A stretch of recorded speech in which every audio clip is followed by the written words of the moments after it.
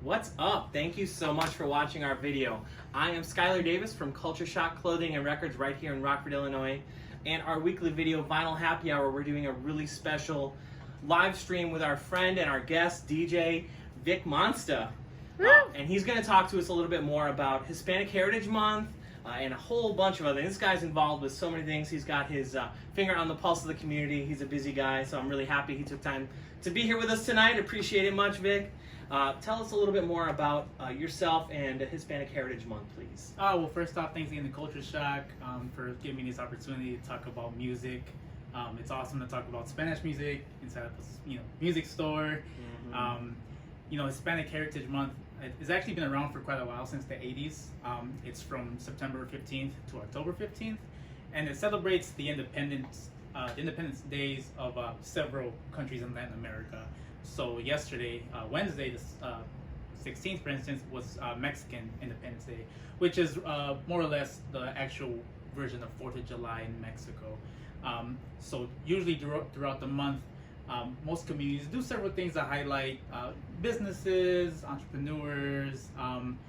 Recently here in Rockford, we've taken the initiative to highlight artists of all different formats, from dancers to painters, and today we get to talk a little bit about music, and Rockford is also a plethora for many Spanish speaking musicians. Well, and I think arts and entertainments are what keep so many people together, give us something to do, and of course our communities pull together because of that. I think this year more than ever people need entertainment. Unfortunately, with the pandemic going on, I know you can't do an art show in the way that you had planned on it or had done last year.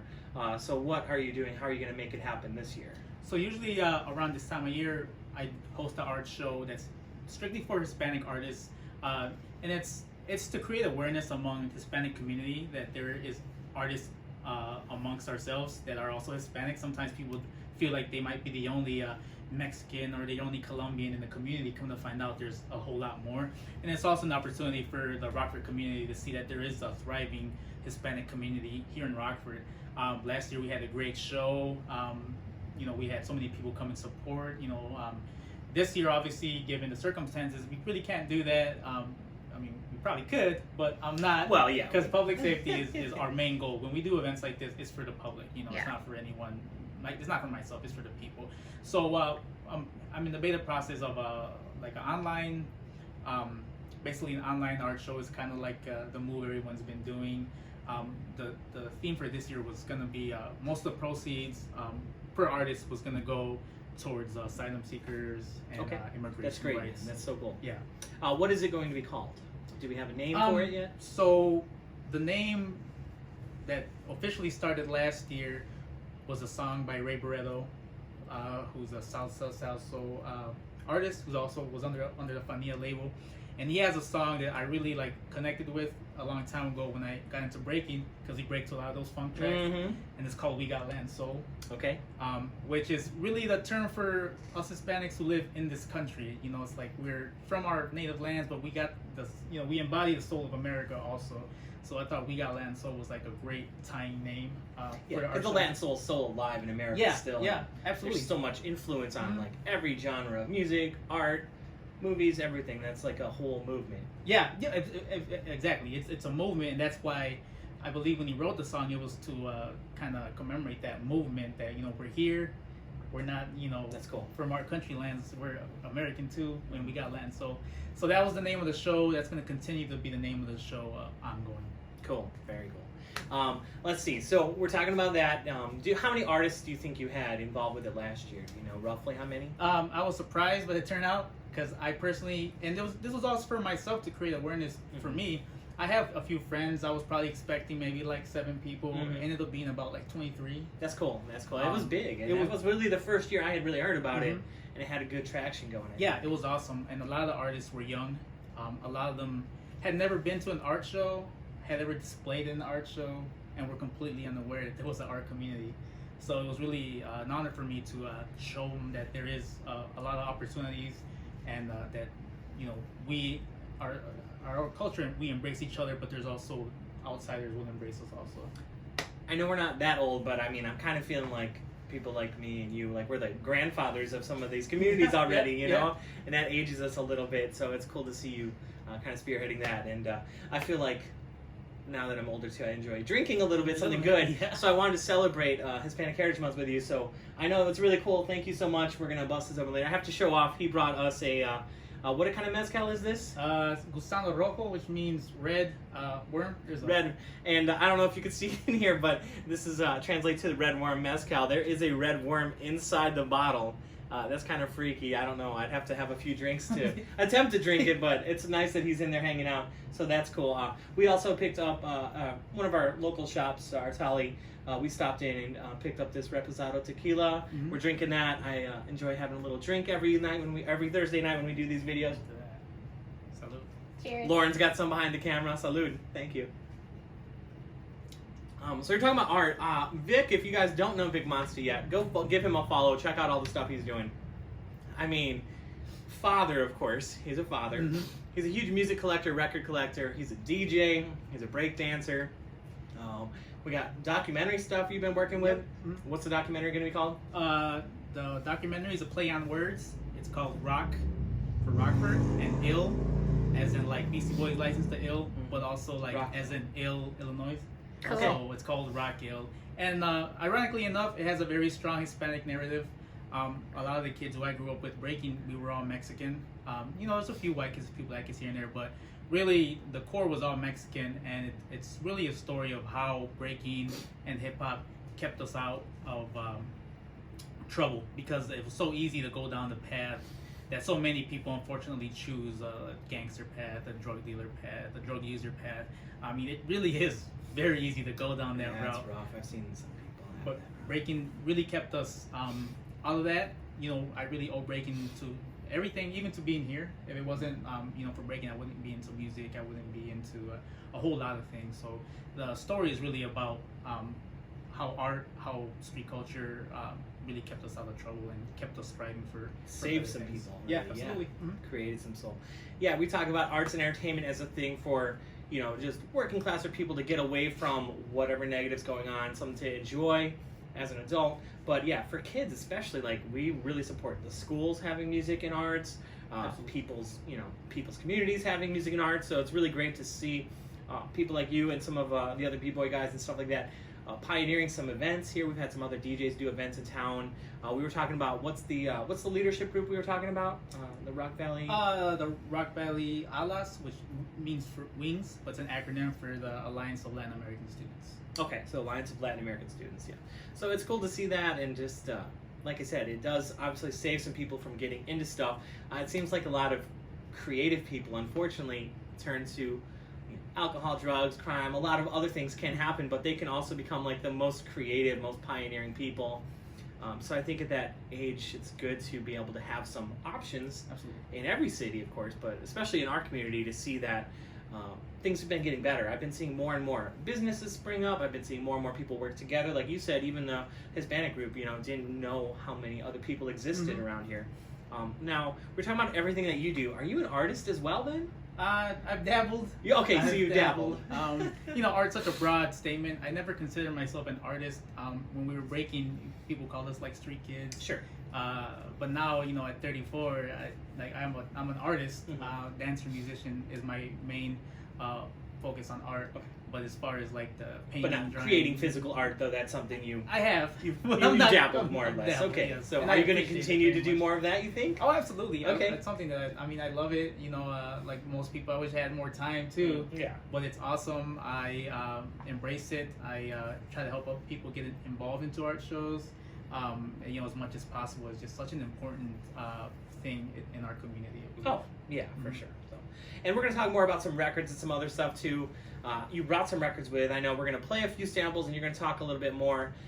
Just to give you my background on Vic, just from seeing him around, because you did move away for a little while, right? I lived in Milwaukee for about 2 years. Okay, so you were in Milwaukee, but even when you were in Milwaukee, I would see you kind of pop around Rockford for some of our events and, of course, in the store. So our store, obviously, we focus a lot on rock and roll and indie rock and like independent labels, but we have a lot of jazz, funk, soul. We do get some Spanish and some Latin records, a little bit of international, not a lot, because this area of the Midwest doesn't seem to have a lot of that stuff. Back in the day of original records, we had more rock and roll, but there is some. And then there are some new artists and new labels who are producing stuff. So we definitely want to make sure people know that they can order that through us or request it through Culture Shock. We want to be able to have almost, I say if it's any music that's good, we'll carry it, we'll have it. Lots of hip hop too. Yeah, of course, yeah, duh. Yeah. So what I was going to get to is obviously we got a lot of rock, indie, jazz, funk, soul. We have a big hip hop section. Yes. I know you're a big hip hop head. We were talking about some cool releases that are coming up for Record Store Day, like the Notorious B.I.G. box set, Old Dirty Bastard 45 box set. But you've been digging records for so long, it's like I said it takes a lifetime to have a good record collection, to find those choice snippets and pieces. Whenever we have a sale, we have a fresh batch of you've been digging through 45s even. Oh, yeah. And LPs, so you find those, those little gems that we get in, and I'm sure anytime you're in a city or visiting somewhere, you go to a record shop, don't you? Yep, absolutely. Okay, and do you pick families' collections and people's and friends' collections sometimes too? I have. Some have been donated to me. Okay. It's records are so rambunctious; they take so much space. So some people just. Yeah, some people minimize their lives, and then years later they're like, "Why did I give that away? I want that back." So I've been seeing this guy come to our store. Obviously, you've dug through and picked up a lot of good hip hop over the years, and then some of our international. I know you're into do you like the Fania label? Oh yeah, South Soul Orchestra. Yes. The South Soul label. So some of those are those Spanish labels then?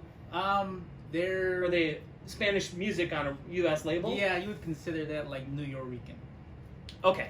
So whatever he said then, yeah. So I recognize that record label and I know a lot of the music that's on it. So whenever I'm buying a collection or I see something, I'm like, oh yeah, I recognize those. If you're a record collector, you know what record label you like or what producers you like. And we were talking about the South Soul label had a lot of the same kind of studio players who played on a lot of other artists' music. So it's like every type of music you think about, you can get so deep into and find those artists who work together, collaborated.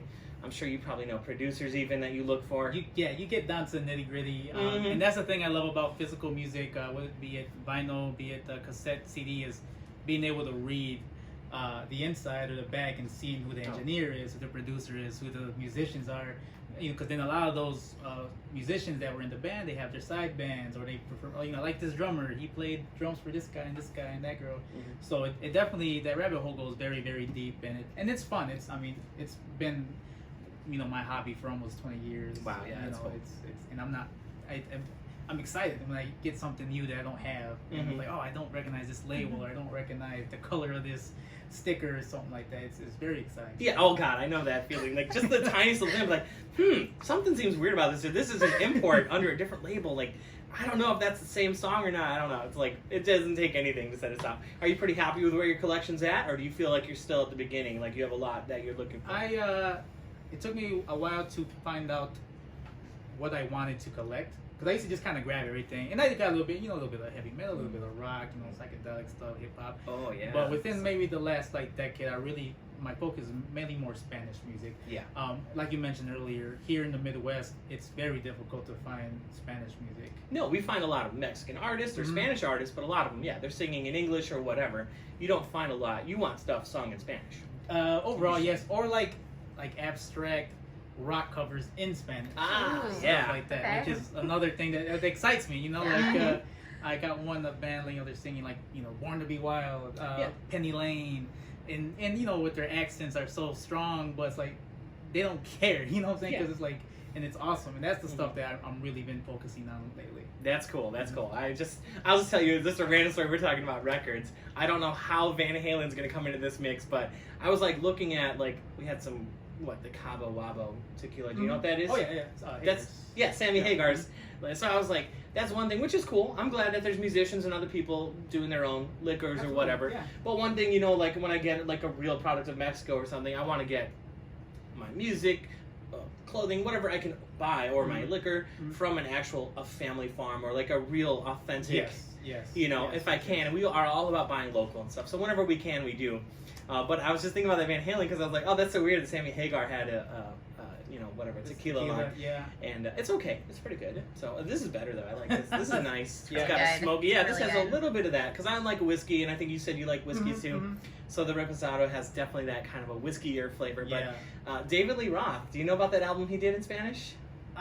You know what? I heard You heard mention about of it, but I Yeah. never really listened to it. It's funny because it's like the same artwork, but the lettering is all whatever the name of the album is. It's in Spanish, but I've had it here once or twice. He actually re-recorded the whole album and sang it in Spanish, Oh, really? and the artwork and album cover title is in Spanish. But if you just glance at it, you're just like, it's just another David Lee Roth album. No offense to him, I'm not a big fan. Yeah. But it's funny that he did that. It's kind of rare that Yeah. he did that, and It's- it never got reissued. So it's like a one-time He pressing. must have just been like stuck in Tijuana and. Maybe, or maybe he has a lot of fans there, or was playing and touring Oh, there, metal, wanted to, I mean, a lot of metal. In South America, it's it's huge huge, for metal. yes, Mexico, yes. pretty huge for metal It's, too. it's funny because like Mexico, as far as to certain trends, is always kind of behind. Mm-hmm. So I like, kind of feel like that's like Rockford a little bit. yeah, I feel yeah. like we're a little behind here. But they're too. like really behind. Okay. So like 80s metal, like Wasp oh yeah, and stuff like that is really huge.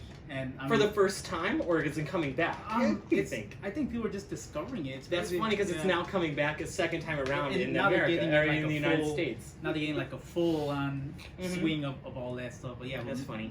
David Lee Roth, Van Halen is huge Yeah. in Mexico. And then also, so that's more like what I would call like radio rock. It's Mhm. good. It's rock. It's